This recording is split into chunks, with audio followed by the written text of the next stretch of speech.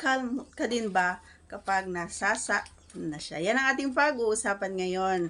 Ayan, but before that, please do me a favor. Please do subscribe and click our tiny notification bell so that you'll be updated every time we have a new upload videos. Disclaimer din po, ang mga videos po natin ay para lamang po sa may bukas ang kaisipan at may malawak na pang-unawa. Kung wala po tayo nito, maaari na lamang pong mag-skip at mamili ng mga videos na nararapat para sa inyo.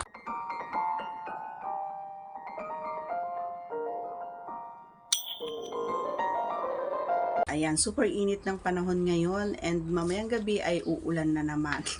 Okay, so yung katanungan natin ay hindi ko alam kung nagagawa ito sa iyo. Pero ako nagagawa ko talaga ito every time na yung nasa moment na sobrang yung masayang-masaya na ako, yung ang sarap talaga, yung the best talaga, kumbaga yung lalong-lalo ng pag kumakain na talaga siya, tapos tumutunog-tunog pa pag kinakain niya, and then kapag naandito siya sa harap ay talaga naman tumutunog-tunog, alam mo yon, yung napapaiktad ka talaga every time na kanyang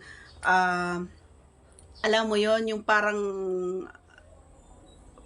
parang kumakain siya kumbaga ng ice cream or ice candy, ganon yung ginagawa niya.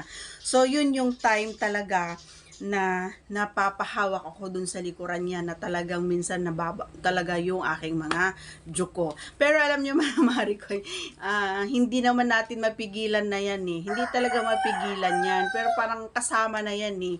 Kasama na yan sa, kumbaga sa, sasabihin nating pag nasasarapan ka na. Kasama talaga yon. So,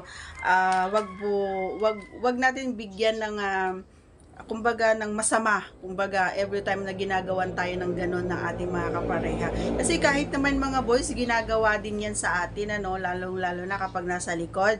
Kapag alam mo yung posisyon na nasa likod sila, yun yung mga time na talagang halos pigain ka na, yung halos lamutakin ka, ganon, ang halos kahit na yung minsan yung buhok mo hila-hila na, hindi nila napapansin na nahihirapan ka, minsan hawak-hawak nila yung leeg mo, tapos minsan nagaganong ka na. So may mga pagkakataon na hindi mo talaga di ba, na-experience mo yon, yung hawak yung buhok mo habang naandun siya sa likod ay hawak-hawak niya yan, pero sakit na yung partner niya, pero deadma pa rin siya kasi nga naririnig niya yung or kumakanta yung babae habang ginaganon niya, akala niya ay masaya siya dun sa ginagawa niya at gusto niya, pero deep inside ng babae ay nahihirapan na siya.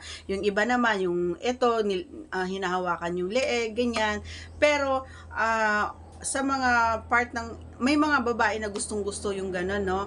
So may mga lalaki na ginagawa din talaga yon. So dapat alamin mo din, gaya ng sinabi ko sa mga videos ko, no, dapat alamin natin yung mga ayaw at gusto natin mga kapareha. Okay? So yun lang mga idol yung pwede kong masagot doon, kasi hindi natin makontrol yung sarili natin, lalong-lalo na kapag malapit na din. Talagang nagagawa natin yung mga bagay na hindi natin inaasahan.